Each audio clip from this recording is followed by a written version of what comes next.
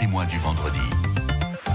Et le grand témoin de ce vendredi, Simon Colbox, c'est Fabrice Lorente. Le président de l'université de Perpignan, élu en 2012, mais qui démissionne, qui va quitter ses fonctions à la fin du mois.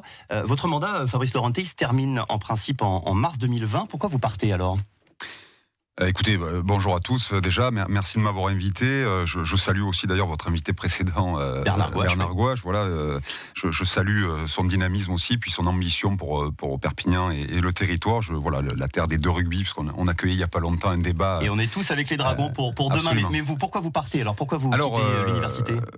Écoutez, voilà, effectivement, je termine ma 7e année à la présidence, enfin, en tant que président. J'étais précédemment vice-président de l'université pendant 5 ans, déjà, donc depuis 2007, ça fait 12 ans que je suis à la présidence.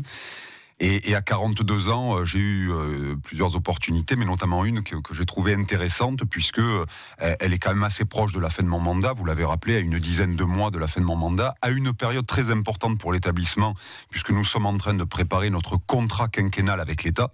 Donc c'est l'avenir des formations, de la recherche, de la stratégie de l'établissement. Et je trouvais qu'il était opportun de partir à un moment où il me semble que la nouvelle équipe qui va être mise en place doit définir le programme avec l'ensemble de l'établissement plutôt qu'une équipe sortante qui représente déjà le passé. Vous allez devenir inspecteur général de l'éducation nationale. C'est pas cette démission du coup pour préparer les élections municipales de Perpignan ? Alors, c'est en mars 2020, comme par hasard, la fin de votre mandat. Je quitte mes fonctions de président, effectivement, au 1er juin pour rejoindre l'inspection générale de l'éducation, des sports et de la recherche, puisqu'il y a une grosse fusion des inspections générales de 4 ministères à la rentrée. Et donc, je deviens inspecteur général, effectivement, en appui de ces 4 ministères, avec une mission... Et c'est pas pour préparer les élections municipales, Fabrice Lorente ? Alors, je pense être assez clair. Je quitte mes fonctions de président pour embrasser une nouvelle mission, une nouvelle fonction, qui est l'inspection générale, qui est quand même, je pense, qui se suffit à elle-même aussi, parce que c'est extrêmement intéressant. Ça vous intéresse pas la mairie de Perpignan ? Je ne commenterai pas ces éléments, on n'en est pas là. Pourquoi vous ne voulez pas commenter ? Parce que j'en suis pas. Si ça vous intéresse pas, vous nous le dites. Fin de la discussion. Non, mais aujourd'hui, je m'intéresse au territoire, je m'intéresse à son avenir, évidemment. Après, est-ce que je m'y intéresse d'une certaine manière pour pouvoir aller sur des mandats ? Aujourd'hui, je n'ai très honnêtement pas la réponse. Pourquoi pas ? Je ne m'interdis rien. Mais ce qui est certain, c'est qu'aujourd'hui, je suis focalisé sur ma fonction actuelle de président d'université, demain d'inspecteur général. Après, on aura le temps de se poser la question. Fabrice Lorente, que ces dernières semaines, quand même, le maire sortant, Jean-Marc Pujol, vous drague, entre guillemets, il vous fait des appels de phare. À chaque fois qu'il parle de vous, il est dithyrambique, il vous complimente par rapport au campus Mailly. Feriez pas un bon ticket avec Jean-Marc Pujol ? C'est possible, ça ?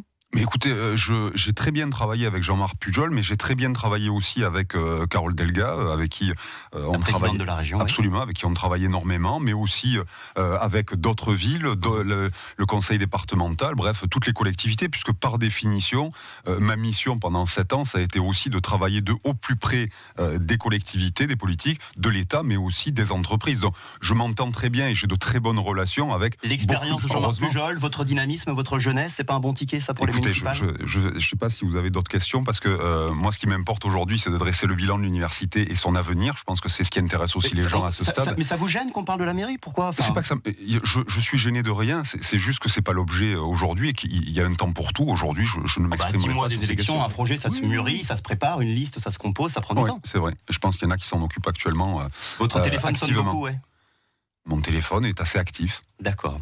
Est-ce que vous allez rendrez donc au 1er juin votre mandat de votre tablier de président de l'université ? Est-ce que vous allez quitter également la fondation de l'université ? C'est une question qu'il faudra effectivement trancher. On est en train d'y travailler. Sur le plan juridique, il n'y a pas d'opposition particulière. Sur le plan déontologique, je consulte actuellement mes ministères de tutelle. C'est ce côté mélange des genres, le côté avoir une attache, un mandat, une fonction à l'université et en même temps être au ministère de l'Éducation nationale. Ça peut vous gêner ? C'est-à-dire sur le plan juridique, il n'y a pas de contre-indication, puisque c'est un mandat déjà qui se fait gracieusement, qu'il n'y a pas de pouvoir particulier, puisque la fondation est quand même reliée à l'université, et que la personnalité juridique et morale, c'est le président de l'université, quoi qu'il en soit. D'une manière ou d'une autre, de toute façon, vous le savez, je ne quitte pas le territoire puisque je reste habité ici. J'ai des attaches très fortes, familiales et qui me gardent ici. Et j'en suis ravi parce que pour moi maintenant, même si je suis d'origine marseillaise, pour moi les Pyrénées-Orientales c'est chez moi maintenant. Donc je suis ravi de pouvoir rester habiter ici. Et donc on verra sur ces questions-là comment ça se passe et s'il est possible ou pas. Mais voilà, je pense que la question déontologique se pose et en tout cas je me la pose activement en ce moment.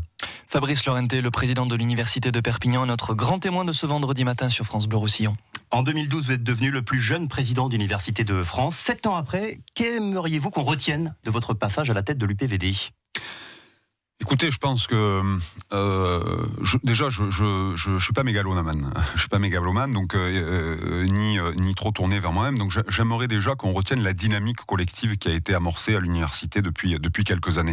Cette dynamique, elle avait déjà été amorcée d'ailleurs en 2007 avec le président Jean Benkelil, avec qui j'ai travaillé en binôme pendant 5 ans, et qui avait déjà lancé une certaine dynamique en la matière. On l'a renforcée en 2012 avec une véritable équipe, avec une autre vision peut-être, qui était plus ouverte, plus moderne peut-être. Et le leitmotiv pendant 7 ans de notre équipe, ça a été ouverture. Ça a été vraiment la colonne vertébrale de la politique de l'établissement. Ouverture à l'environnement direct, au monde socio-économique, etc. Et aux citoyens, aux concitoyens, sur la formation continue, sur les nouvelles méthodes. Et qualité. Qualité de la recherche, qualité de l'enseignement, qualité par le biais justement de dispositifs nouveaux et attractivité. Et votre plus grande fierté, c'est le campus Mailly ? C'est le retour de l'université de Perpignan, de la fac de droit en centre-ville ? Non, c'est pas j'ai pas une grande fierté, ma grande satisfaction, parce que je suis pas fier particulièrement, je suis satisfait. Je pars avec le sentiment du devoir accompli, parce que j'ai l'impression aujourd'hui que l'université est plus forte qu'il y a 7 ans. J'ai l'impression qu'elle est mieux identifiée, un peu partout. En tout cas, vous savez, il y a un chiffre qui parle et qui est très clair. Outre l'attractivité des étudiants, parce qu'on a plus d'étudiants, etc. Mais c'était pas le but, encore une fois. C'est l'évolution de notre budget. On est passé de 63 à 74 millions d'euros de budget annuel en 7 ans. Donc plus 11 millions d'euros par an en 7 ans. Donc l'autonomie des universités, c'était une bonne loi. En tout cas, Perpignan, on a profité de cette loi, de cette réforme. Écoutez, en tout cas, on a essayé de tirer le meilleur parti, effectivement, de cette loi qui a eu le mérite de responsabiliser les structures, de peut-être les mettre un peu plus sur le devant de la scène et de nous permettre à nous, gouvernance des universités, de pouvoir aller effectivement dialoguer davantage avec les entreprises, avec les collectivités et avec la population. Grand changement quand même. Donc le campus Mailly, le retour des étudiants de la fac de droit en centre-ville. Ça a fait quand même beaucoup couler d'encre, notamment cette problématique sur le théâtre de Perpignan, le théâtre de la place de la République qui est transformé aussi en amphithéâtre. Il y aura des cours dans ce théâtre.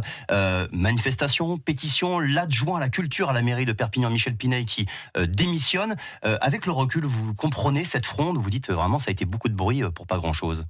Écoutez, tout à l'heure vous me disiez de quoi on était satisfait. Bon, il y a bien sûr le campus Mailly, il y a aussi l'incubateur d'entreprise qui a été magnifique. Il y a la création de l'école d'ingénieurs SUPENR. Énergie renouvelable. La première d'Europe sur les énergies renouvelables. Sur le théâtre et amphithéâtre à la fois, place de la République.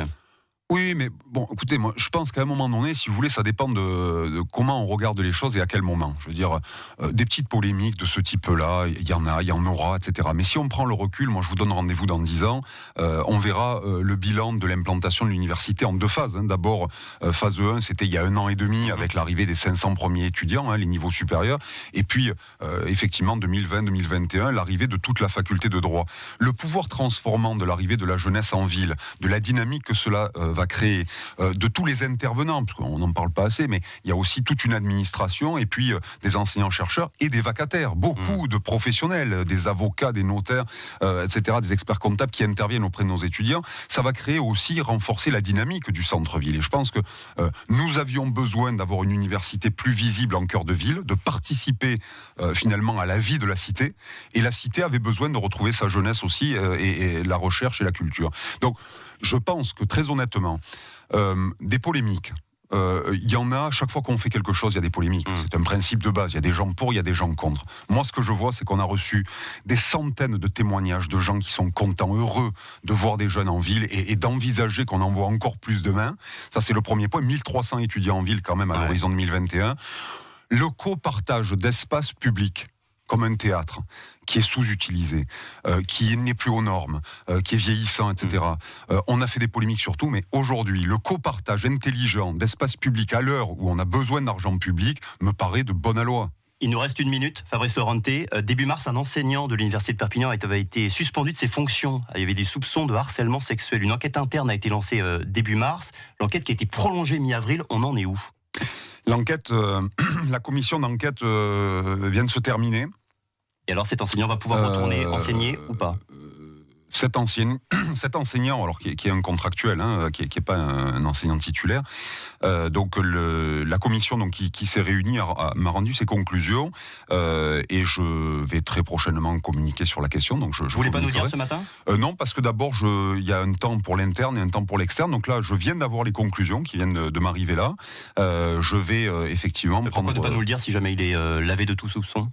Parce que nous avons une procédure qui est très claire en interne et que je dois passer à l'étape suivante très prochainement, très prochainement, avant de pouvoir communiquer, mais je le ferai dès que nous pourrons dans les jours qui viennent. Merci Fabrice Lorente, vous étiez notre grand témoin du vendredi. Entretien à retrouver en vidéo dans le courant de la matinée.